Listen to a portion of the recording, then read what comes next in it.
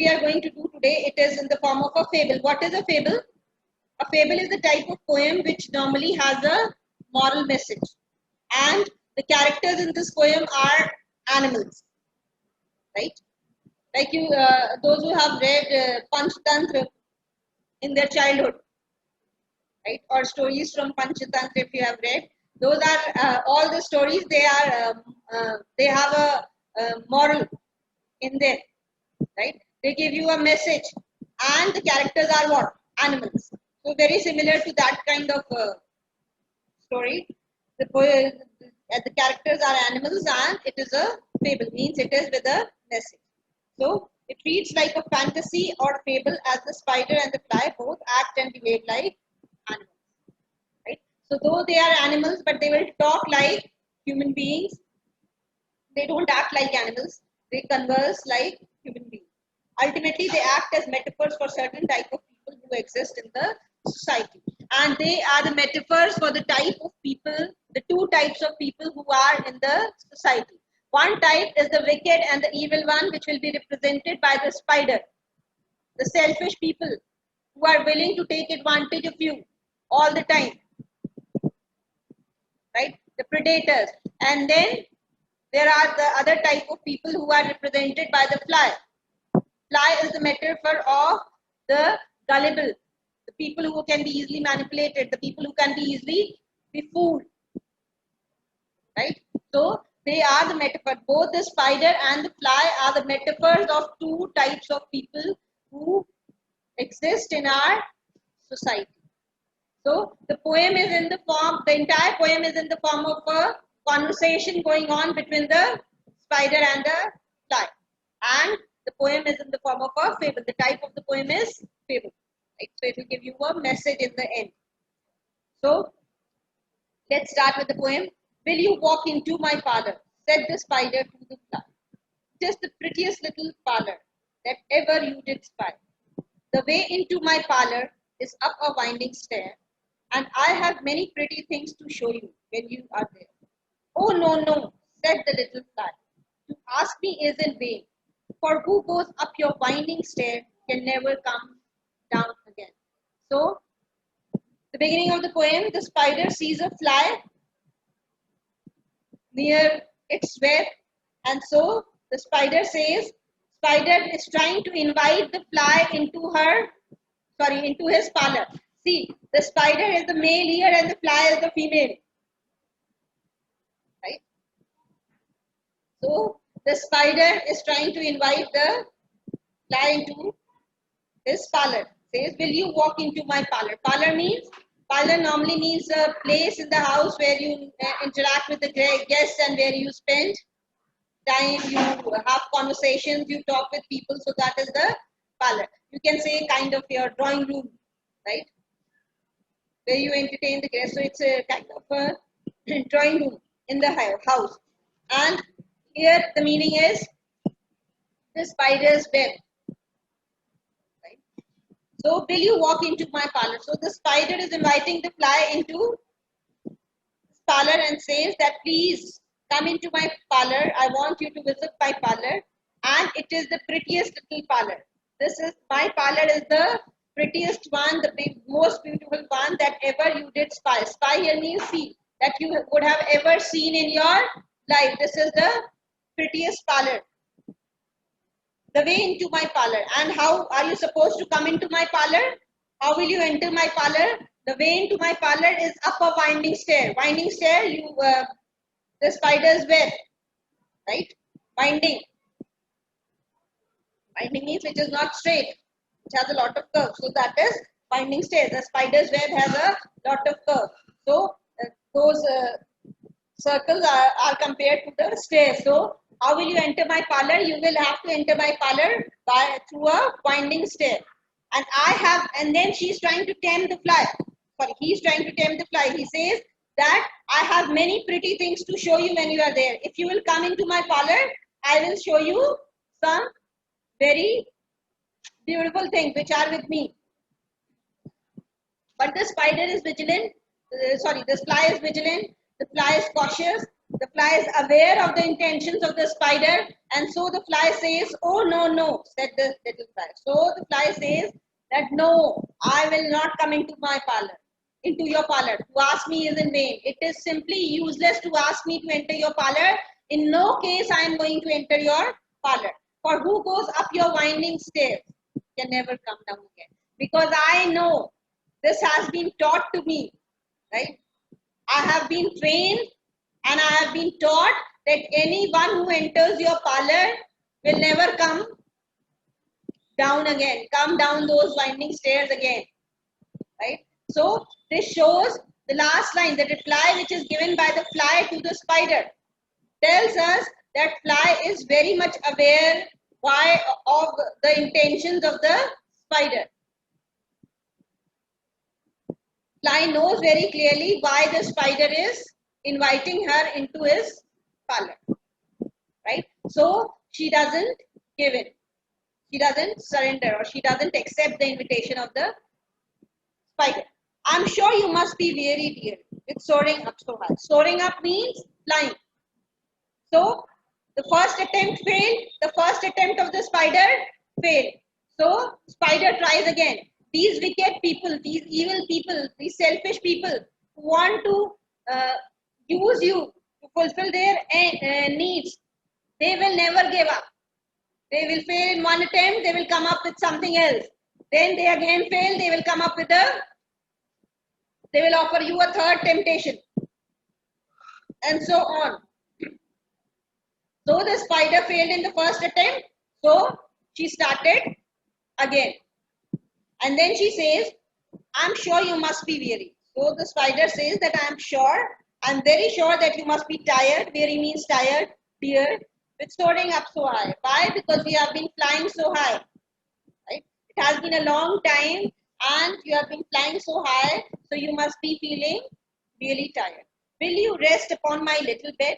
said the spider to the fly. So then, in the first stanza, the spider invited the fly to the parlor, that is the drawing room. In the second stanza, the spider is inviting the fly to the bedroom. Right? So, rest upon my little bed. So, I have a little bed. Please come in and rest upon my bed. There are pretty curtains drawn around. The sheets are fine.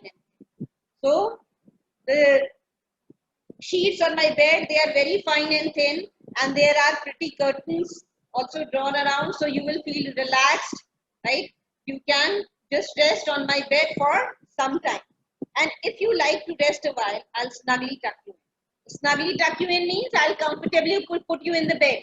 So if you have any plans of resting, because I know you are exhausted, you are tired, so I'm asking you, I'm offering you to come to my bedroom and rest upon my bed. And if you have any intention of doing it, then I will very comfortably put you inside my bed. "Oh, no, no," said the little fly, "for I have often heard it said, they never, never wake again to sleep upon your bed." So again, the fly is cautious. And the fly says that no, there is no chance that I will come inside your bedroom also. Why? Because I know I've been educated in this manner. I've been told, I'm very much aware of the fact that those who come inside your bedroom and those who come inside your bedroom to sleep, they will never wake up again. It will be their eternal sleep. They will go. Right? So the second attempt of the spider also failed. Said the cunning spider to the fly, "Dear friend, what can I do to prove the warm affection I have always felt for you?" So again, street talk, right? Trying to talk very sweetly. Says, "What can I do to make you believe how much I feel for you, how much love I have for you?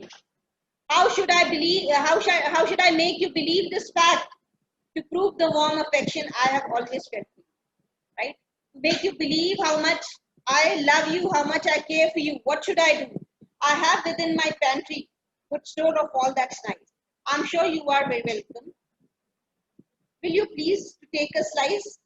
So The next invitation is to the pantry, right? Pantry. What is the pantry? Pantry is the room where you store food, right? So the spider says that I have a lot of food. I have a good amount of food stored in my pantry, and if you want to come and take a slice, right? You must be hungry, so you better come and take a slice. Slice means take a small piece of something. Please come and eat something because I have a good store of food with me. So the spider says that you are very welcome to come to my pantry and eat. So fly again replies, "Oh no, no," said the little fly. "Kind sir, that cannot be. I've heard what's in your pantry and I do not wish to see." So the fly says that no, I am not going to come. This is impossible that I will come to your pantry because I've heard what's in your pantry. I know very well. My people have told me very clearly what is there in your pantry. What must be there in the pantry? The insects, flies. What will be there in a spider's pantry? These things. Please don't write absurd answers. Because like a few children, while correcting, I came to know, I came across few copies where they had written that there were pastries and cakes in the pantry. In a spider's pantry, there will be only insects and flies and these kind of things will be there. So that is what fly says, that I am very much aware, I am very well acquainted with what is there in store, in your store. So, and I don't have any intention to see. So you please leave me alone. I am not going to come to your pantry to see whatever you have in it. Right? I know what is there. Third attempt also failed. Right? 3 times the spider tried. First, invited to the parlor. You need to follow the sequence. Sequence is very important here. First, invitation to the parlor. Second, to the bedroom to come and take rest. The third, to the pantry to come and eat something. Then in the next stanza, but the spider is not ready to give up. This is a very important characteristic of all these wicked people. They never give up. "Sweet creature," said the spider, "you are witty and you are wise. How handsome are your gauzy wings, how brilliant are your eyes. I have a little looking glass upon my parlor shelf. If you will step in one moment, dear, you shall behold yourself." "I thank you, gentle sir," she said, for what you are pleased to say. And bidding you good morning now, I'll call another day." So now what happened? Things started changing. So what did the spider do? First, the spider was trying to tempt the fly by telling what all things are there in her parlor, in her bedroom, and in his pantry, right? So in his pantry, in his parlor, and in his bedroom.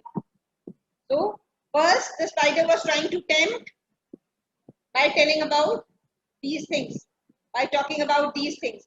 Then the spider realized that this is not working. So the spider resorted to another weapon. What was this weapon? Flattery. Right? Flattery, which is something very difficult to resist. Right? Especially women and children also. Right? Especially women, they fall prey to flattery very easily. Right? It's very difficult for them to resist. So you can say this poem contains a message for the women also, right? Who are very easily flattered by, again, insincere people. So now the spider started praising the fly. What does the spider say? "Sweet creature," said the spider, "you are witty and you are wise. You are very clever and you are so wise. How handsome are your gauzy wings." Then praising the beauty of the fly. Your gauzy means transparent. How beautiful are your gauzy wings? Your wings look so beautiful, so handsome. And how brilliant are your eyes? And just look at your eyes. They are shining so brightly. I have a looking glass upon my parlor shelf. And if you don't believe me, I have a mirror. Looking glass means I have a mirror upon my parlor shelf. If you will come into my parlor, I will just show you the mirror. So then you will come to know that I am not telling you a lie. Whatever I am telling you are very sincere words. So if you step in one moment, dear, you shall behold yourself. You shall behold yourself. Behold yourself means you will look for yourself, how beautiful you are. Right? I thank you, gentle sir. So now the fly is not so reluctant. This time the fly doesn't say no, no. Right? This time the fly's reply is a little mild in comparison to the earlier one. The fly says, I thank you, gentle sir. Thank you, sir, for all the praises which you have bestowed upon me. So, I thank you, gentle sir, for what you are pleased to say. So, for whatever you have said, I am very grateful to you and bidding you good morning now. And now, I am wishing you good morning. I am saying good morning to you. I'll call another day. Maybe I'll come some other day. The fly this time doesn't say that I will never come. The fly says that I will come some other time, right? So now, good morning to today, and I'll come some other day and visit your farm. The spider turned him round about and went into his den, for well he knew the silly fly would soon be back again. So the spider was very shrewd, very clever. The moment the spider heard this reply of the fly, spider understood that now fly will very soon enter his parlor. So the spider, so what did the spider do? When the fly wished the spider good morning, what did the spider do? The spider turned around and moved inside his parlor. Turned him round about means turned and went back into his parlor and went into his den. Den means cell, right? Went into the cell of his parlor. For well he knew. Why? Because he was very confident by this time that the fly will soon be back again. Because now he has started flattering the fly, praising the fly. And when somebody praises you, you automatically start liking the person. How many of you hate the people who praise you? Or don't like to talk to the people who praise you? You will go again and again to that person who is praising you, talking good things about you. Right? So, the spider was also very confident that this silly fly would be back again, would soon be back again, very quickly, no matter what the fly said. These wicked people, they are very shrewd. They don't pay attention to your replies. They pay attention to your body language. They try to read your mind. Like the spider. The spider read the mind of the fly. And very confidently, the spider went inside its den and made preparations. So he wove a subtle web. Subtle web means very intricate web. Went inside, wove a very intricate web so that the moment the fly is within reach, she is not able to get out of that web. To catch the fly, the spider wove a very complex and intricate web. In a little corner sly means secretly. In a very secret corner of its web, it wove a subtle and intricate web. And set his table ready to dine upon the fly. And made preparations, made arrangements to dine upon the fly. Because he was very confident that the fly will be back again. Then he came out, and after making all the preparations, all the arrangements to eat the fly, the spider came out again. Then he came out to his door again and merrily did sing. And then started standing on the door of its web, started singing. Come hither, hither, pretty fly, with the pearl and silver ring. Your robes are green and purple. There's a crest upon your head. So these are what? Phrases which are being showered by the spider upon the flower. That please come here, you pretty fly. You are such a beautiful fly. Please come. Your wings are like pearls and silver. Your robes are green and purple. Green and purple. That slight hue. That is the fly. You must have seen the fly. So when light falls upon it, it appears to be slightly uh, green and purple in color. Right? So that color, that hue of the fly is compared to the robes, is taken to be the robes of the fly, the dress of the fly. Your robes are green and purple. There is a crest upon your head. So the crest is that tuft kind of a thing. You must have seen it on the head of the fly. So there is a crest upon your head. So you have a tuft kind of tuft design upon your head. Your eyes are like the diamond bright, but mine are dull as lead. So what the spider is doing? Praising the fly, that your eyes are so wonderful. Your eyes, they shine like diamond, and look at my eyes. They are as dull as lead. My eyes are as dull as lead, and your eyes are so beautiful. They are like diamond. Now what do you think will happen to the fly? Completely flat. Completely charmed by these phrases and the words of flattery. Alas, alas, how very soon the silly little fly, hearing his willy flattering words. Willy means deceitful, which are intended to deceive, to cheat someone. So it's really sad that the silly, stupid fly, in spite of being aware of the intentions of the spider from the very beginning, it was not the case that the fly was ignorant of the intentions of the spider. The fly knew what is going on in the mind of the spider, but still the only weakness of the fly was that it was unable to resist the temptation of flattery. The fly was unable to resist these words of flattery and false praise. So hearing his willy flattering words, so deceitful flattering words came slowly flitting by. Flitting by means flying.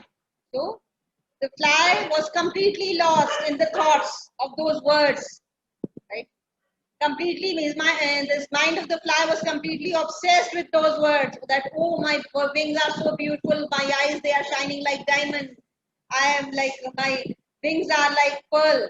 So completely thinking only about these things and forgetting about the reality.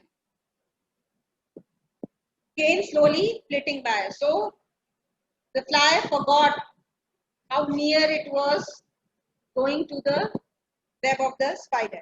With buzzing wings, he hung aloft. Aloft means in the air. So buzzing. Buzzing means the sound. So with buzzing sound, the fly hung about in the air. Then nearer and nearer drew, and came nearer and nearer to the spider's web, thinking only of her brilliant eyes and green and purple hue. And what was going in the mind of the fly? Completely engrossed. The mind of the fly was completely engrossed with the thoughts of her beauty, which was the beauty which was described by the spider. So the fly was only thinking about her crested head, poor foolish thing. So only thinking about the brilliant eyes, the green and purple hue, the green and purple color, and only thinking about the crested head. Poor foolish thing. And what a foolish thing this fly was. To forget the reality and to surrender to those words. At last, up jumped the cunning spider and fiercely held her fast. Fiercely means very firmly. What happened? When the fly was very near the spider's web, right? Without realizing this fact that it has reached very close to the spider's web. Spider was waiting for this right moment. And when it came, what did the spider do? Up jumped the spider. The spider jumped and caught hold of the fly firmly. fiercely held her fast. Very quickly, spider acted on time and held her fast and firmly. He dragged her up his winding stair into his dismal den. Dismal means dark den, right? Dark, dull, gloomy. So that is dismal. And then, after catching hold of the fly, the spider dragged her up his winding stairs into his dark den within his little parlor, but she never came out again.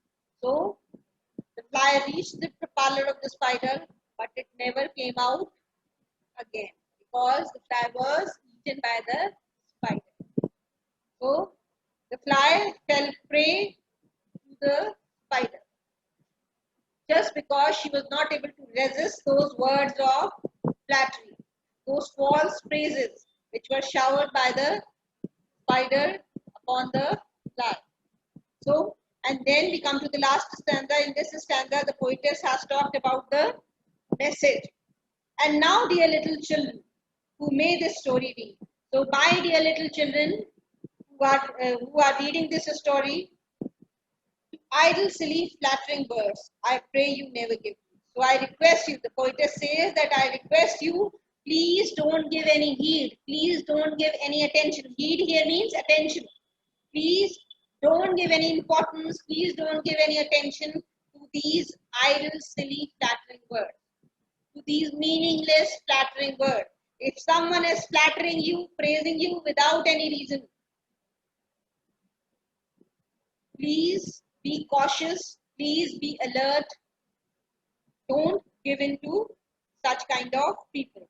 Unto an evil counselor, close heart and ear and eye. So, this is the suggestion of the poetess. The poetess says that whenever you come across an evil counselor means wicked advisor. You come across a wicked, perfidious advisor, what you should do? You should close your eyes, ears, and heart. Because if you will close your ears, you will not listen. If you will close your eyes, you will not see. Right? These are the things which are responsible for all your temptation. Right? How can you be tempted? When through your ears, through some pleasing words like the fly, right? Or if you see something very tempting, so, and then what happens? That thing goes inside you and it changes your heart.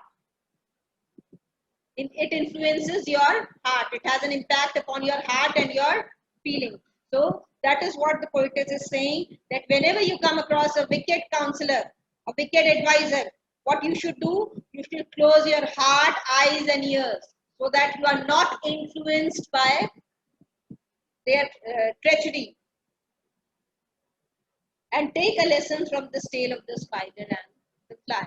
And I request you people to please learn some lessons from this story of the spider and the fly, and remain vigilant and cautious. With this, we come to the end of the poem. Thank you.